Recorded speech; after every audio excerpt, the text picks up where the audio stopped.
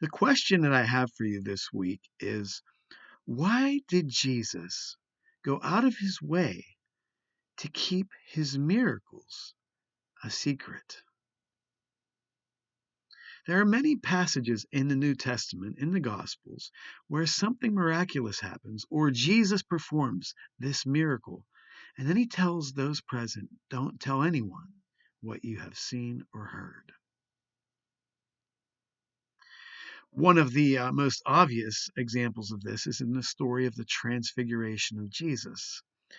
Now, this story is remarkable for several reasons.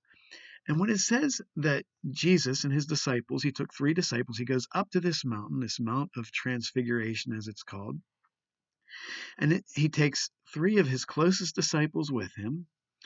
And it says those 3 disciples saw Jesus, his face transfigured before them.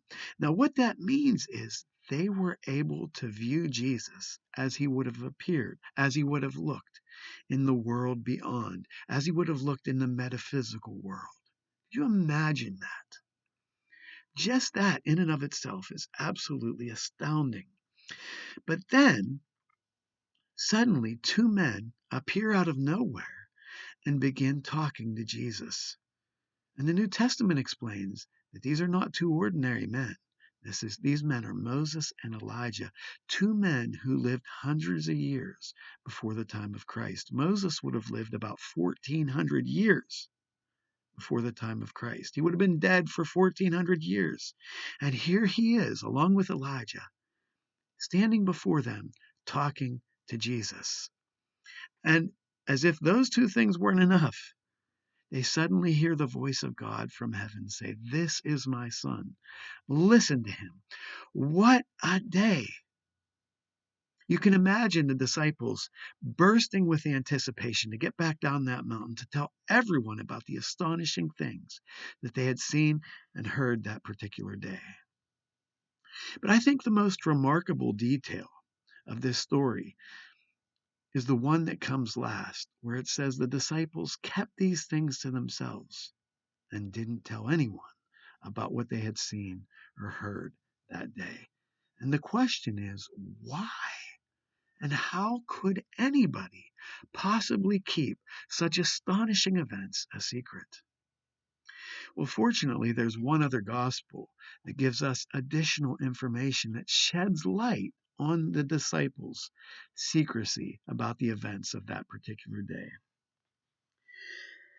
And it says this, that it was Jesus himself who asked the disciples, who told the disciples, "Don't tell anybody about these events that you have seen or heard."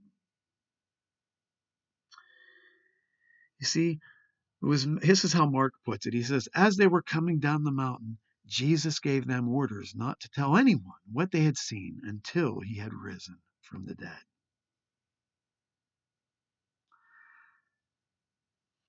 So what I want you to think about this week is, why did Jesus not want the disciples to tell anybody about these events until he had risen from the dead?